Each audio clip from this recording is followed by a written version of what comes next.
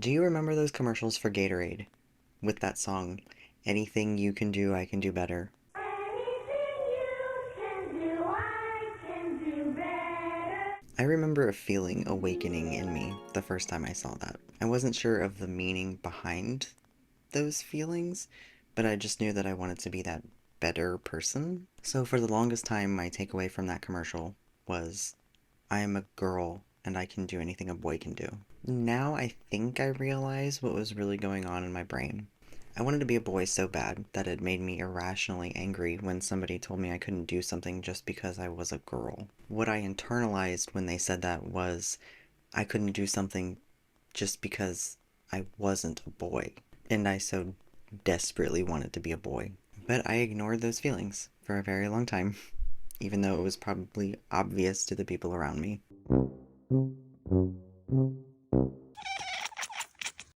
People often ask who your first crush was on a TV show or on a movie when you were a kid. That is a complicated question for me, because when you're the wrong gender, often early crushes are just early, I want to be that person. So my answer has always pretty much been the Green Power Ranger, Nick Carter, James from Pokemon. I interpreted these feelings as crushes just because I thought they were cute. It took me way too long to realize I just wanted to be these characters. Strong, handsome, flamboyant. I think every time somebody called me pretty, I wanted to barf. Similarly, a huge chunk of my childhood can just be summed up as me pretending to be a boy. Whether it was desperately asking my mom if she would buy me boys' clothes, or trying to get her to let me chop off all my hair, or just playing pretend with my friends. My best friend told me she kind of knew I was a boy when I never chose to be any of the girl Power Rangers or that girl from Big Bad Beetleborgs. And she also knew because Barbies were only good at being my action figures girlfriends. I wanted male friends so bad when I was young that I was awful to my best friend because of it. I had a friend who lived up the street from me who was a boy, and since I acted like a boy, he liked playing with me. But for whatever reason, he despised my best friend. Maybe it was just because she was a girl, but he told me that if I hung out with her, I wasn't allowed to hang out with him. So if I was with my best friend and he walked by, I would hide, which is really mean. But my logic was I couldn't risk losing one of the only male friends that I had.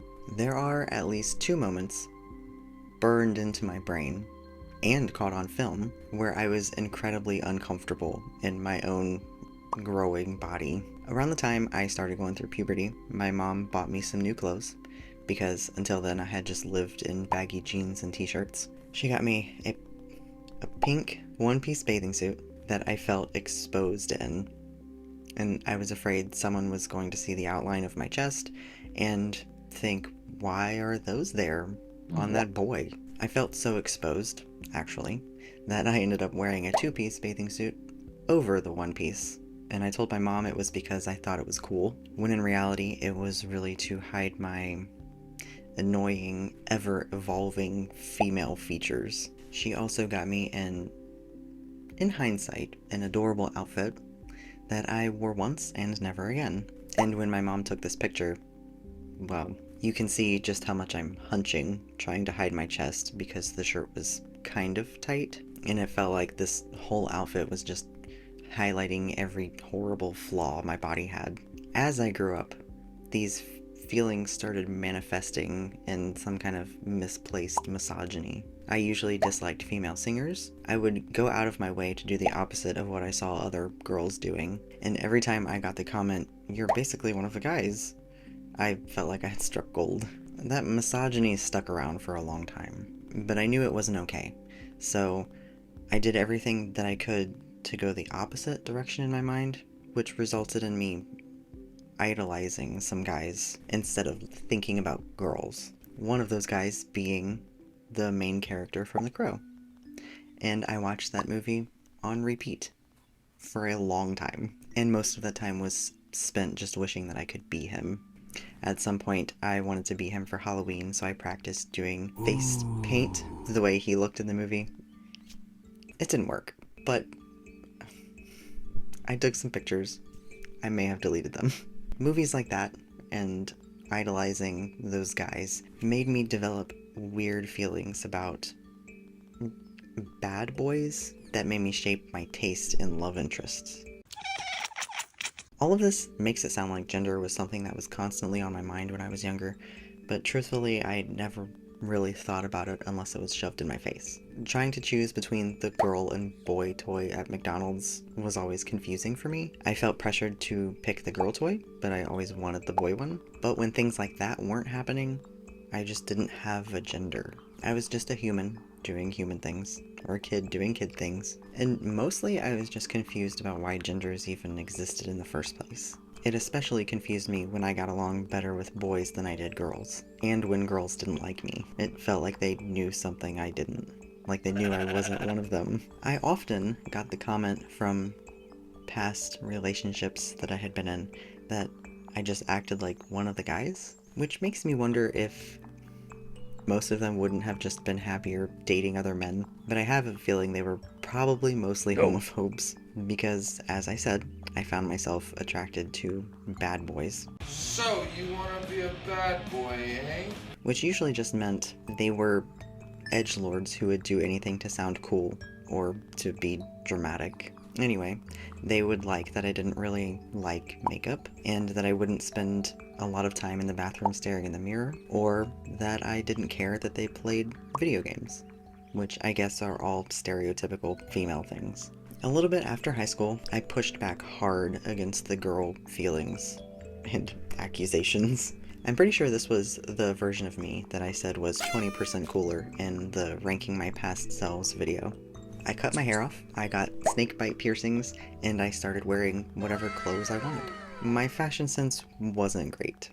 I mostly just wanted to wear weird, colorful things, or sexy goth outfits. This might have been the only time that I spent actually trying to do makeup, but honestly I never got any better. I spent a lot of time in my craft room trying to figure out how to make the smoky eye and the winged eyeliner, but I usually just wiped it all off immediately. I don't know if it was because it was actually bad, or if I just felt weird wearing makeup. During those years, it would have made so much sense for me to come out as trans, but honestly, I really didn't even know that was a thing. Thank popular media for that, because I was under the impression that trans only meant male to female. I didn't know that female to male trans people even existed. One of the last things that happened in my life that was probably the straw that broke the camel's back: pregnancy. Ignoring the health issues that came with that, pregnancy was a gender dysphoria nightmare. Basically everything about it made me feel terrible. There wasn't a single day that went by that I didn't think I should not be able to have a baby. I should not have the plumbing for this. This isn't my life. I think during pregnancy and a bit of time after my daughter was born, I was just 100% disassociating. Pretty much that entire period of my life, when I look back on it, I kind of just feel like I'm watching someone else's life. The boobs, the belly, the ultrasounds, the cervical checks. I was in denial that I was going through something that was so completely gendered. We'll focus on genders. Absolute nightmare. Soon after, I was at work talking with some female coworkers. If you've ever worked in a kitchen, you know that conversations are often raunchy and inappropriate. So the question came up, what would you do if you had a Jimmy Carter? Well, what my dad called a Jimmy Carter. Pretty much all of my coworkers chimed in with something along the lines of, I would pee standing up, or I would do that helicopter thing, which is normal things that somebody would say if you asked them that question. But my response was more like, You guys don't just want one all the time? Like that was the normal answer. They all obviously said no. And one of them said that I might need to reflect on that answer because something was clearly going on. And she was right. Obviously. It wasn't long after that I finally admitted to myself that I was trans. My spouse asked me So what would your name be if you were a boy? And without really thinking, because I'd never really thought about it, I just blurted out Sebastian. I don't know where it came from, but it stuck, and here I am. But truthfully, in the last year, I've kind of just come to terms with the fact that I'm probably just they. I identify with he way more than she, which is none. But I also kind of just feel like a they. I don't feel like a gender. I'm just a human, an animal, thoughts and feelings floating around in this meat suit. Gender doesn't really make sense to me, since it's really such a huge spectrum. But in this year, 2026, it's hard to get people to use they, them pronouns, and I don't have a strong feeling about it anyway, so I'm fine with he. But in a perfect world... So yeah, I thought this story would be interesting for any baby trans or eggs that haven't yet broken. Anyone exploring the topic and wondering how some random person would navigate their own trans journey. I would love to hear from other trans people who came out later in life, how they felt when they were a kid, and how they navigated the enigma of gender. So please, if you are trans, tell me in the comments, because I would love to have that conversation. This was a more serious video. I'm just thinking about it now. I don't know if I've done a more serious video that's actually sat down and talked without having it just be a, what is the word? Phrase. Stream of consciousness. But anyway, tell me how you feel. Are you having a good day? I still don't have an outro. So, bye.